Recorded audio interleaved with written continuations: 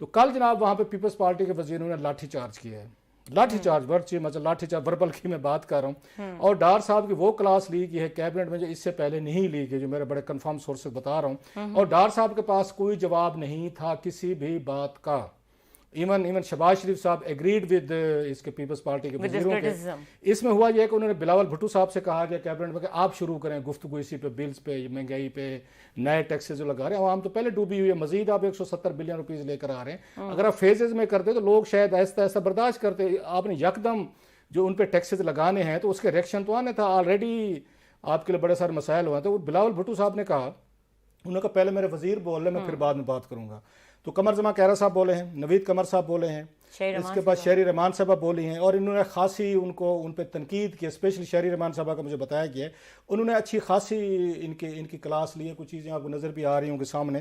تو انہوں نے یہی کہا کہ اگر آپ کے پاس جو اوورآل, میں ایک ویو بتا رہا ہوں انڈیویجولی کسی کو کوٹ کرتے ہوئے, کہ آپ کے پاس کوئی پلان نہیں تھا اکانومی کو بیل آؤٹ کرنے کا, یا آپ کے پاس کوئی اگر ویژن نہیں تھا, کوئی آپ کو اسٹریٹجی نہیں تھی, تو مطلب یہ تھا ڈار صاحب پھر اتو لندن تو تسی اتھے کی کرنا ہے سی. اور پنجابی میں کچھ اور ہے, میں اب وہ تو نہیں کہہ سکتا, میں کہا ایک اور محاورہ بھی ہوتا ہے کہ کی لینا ہے سی تسی, تو اتو لندن سے پھر آپ یہاں کیا کرنے آئے تھے آپ.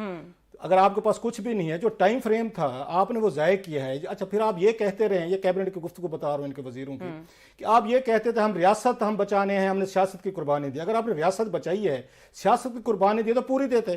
آپ آگے بھی جاتے ہیں, پیچھے بھی جاتے ہیں اسٹیپ, پھر آپ نہیں بھی لینا چاہتے لیتے بھی ہیں, درمیان میں کھڑے ہوئے ہیں. آپ کو پولیٹیکل کاسٹ تو سب کو ہی ہے, انہوں نے کہا آپ کو بھی ہٹ ہوا ہے, ہمیں بھی ہٹ ہوا ہے. اینڈ الانگ سائڈ یہ بھی کہا کہ جو تجاویز آپ کے پاس موجود تھی وہ کیوں نہیں اس کے اوپر تھی نہیں نا, تجاویز تھی نہیں نا, امپلیمنٹیشن والی نہیں تھی نا ان کے پاس, انہوں نے جہاں پہ وہ کی ہے. تو اس پہ انہوں نے کہا جناب آپ کے پاس پلاننگ کی کوئی نہیں ہے, آپ ادھر ادھر چل. مطلب اس کے بعد بلاول بھٹو نے بات کی, انہوں نے کہا جناب آپ ایک بات بتائیں, ہمارے پاس بڑے اچھے موقع تھے 2-4, جو ڈار صاحب کا انہوں نے نام لیا بغیر صاحب بات تو انہیں پہ ہو رہی تھی جو ضائع کیے ہیں. مثلا 2 موقع بتائے انہوں نے بلاول صاحب نے. انہوں نے کہا جناب کہ جنیوا میں جو ڈونرز کانفرنس ہوئی ہے, وہاں سے ہم نے 8-9 ارب ڈالر اکٹھے کر لے, بہت بڑا بوسٹ ملا آپ کی اکانومی کو. آپ اس کو کیش نہیں کروا سکے جو کروانا چاہیے تھا آپ کو اکانومی کے حوالے سے, نمبر 1. چلیں اس کو بھی چھوڑیں.